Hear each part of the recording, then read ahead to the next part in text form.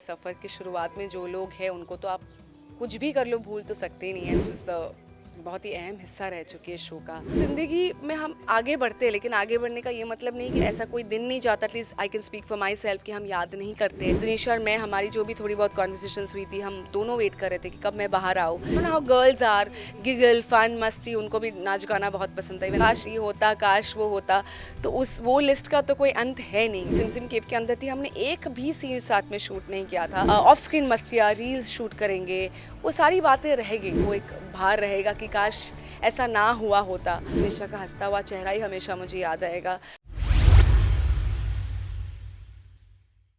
So ma'am, बहुत ही दुखद घटना हुआ, उसके बाद फिर हम नई शुरुआत कर रहे हैं अली बाबा 2.0, एक अनोखा अंदाज।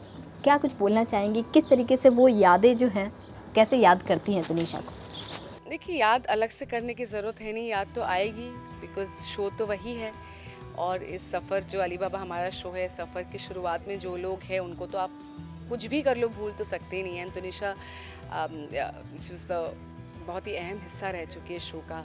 हम इसी सेट पे शूट कर रहे हैं, तो वापस आके शूट करना, लोगों को ऐसा लग सकता है कि शो तो चल रहा है, ये लोग हंसी मजाक भी कर रहे हैं। वो हम कर रहे हैं क्योंकि ज़िंदगी में हम आगे बढ़ते हैं, लेकिन आगे बढ़ने का ये मतलब नहीं कि जो लोग आपके साथ अब तक थे आप उनको भूल जाते हो।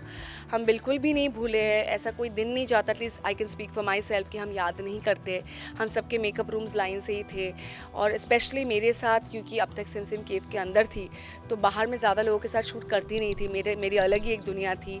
हम कहानी की इसी मोड़ का इंतज़ार कर रहे थे बेसब्री से, जहाँ मैं केव से बाहर आऊँ ताकि बाकी लोगों के साथ में शूट कर पाऊँ, और उस मोड़ पे अभी हम आ गए। एंड तुनिशा और मैं, हमारी जो भी थोड़ी बहुत कॉन्वर्सेशंस हुई थी, हम दोनों वेट कर रहे थे कि कब मैं बाहर आऊँ ताकि हम साथ में शूट कर पाए। You know how girls are giggle fun मस्ती, उनको भी नाच गाना बहुत पसंद है। Even I used to love dancing. कल ही हमने गर्ल गैंग बोल के हमने एक रील शूट किया, and I was missing her, कि अगर आज वो होती तो वो भी हमारे साथ इस मोमेंट में रहती। तो याद तो बहुत आती है, लेकिन जैसे मैंने पहले ही कहा कि life is about moving on, we are moving on. Definitely हम होल्ड ऑन करते हैं जो हमारे ज़िंदगी का अभी तक का हिस्सा रह चुके हैं, हम उनको भूलते नहीं हैं। अच्छी यादों के साथ हम लाइफ में आगे बढ़ रहे हैं। जैसे कि आपने बोला कि सिमसिम का केव से निकलना, वो वेट कर रहे थे कि बाकी सबके साथ शूट कर पाए और मस्ती कर पाए जैसे सब मस्ती करते थे, तो अब कितना मिस कर पाते हैं, वो सीन नहीं शूट हो पाया, और साथ ही साथ क्या कुछ यादें ऐसी रह गई जो करनी थी तुनिशा के साथ? देखिए, वही हाइंडसाइट में व्हाट इफ्स में ही हम कहते हैं, काश ये होता, काश वो होता, तो उस वो लिस्ट का तो कोई अंत है नहीं। बट ये फुल प्रोसेस, क्योंकि जब तक सिमसिम केव के अंदर थी, हमने एक भी सीन साथ में शूट नहीं किया था। हमसे press conferences we attended together. Of course off screen तो बातें हो ही जाती थी, बट वो था कि ऑन स्क्रीन हम वो स्पेस को एक्सप्लोर करेंगे। Simsim, Mariyam heroine, villain, off screen मस्तियाँ, रील्स शूट करेंगे, वो सारी बातें रह गई। वो अफसोस तो हमेशा दिल पे एक रहेगा ही, वो एक भार रहेगा कि काश ऐसा ना हुआ होता।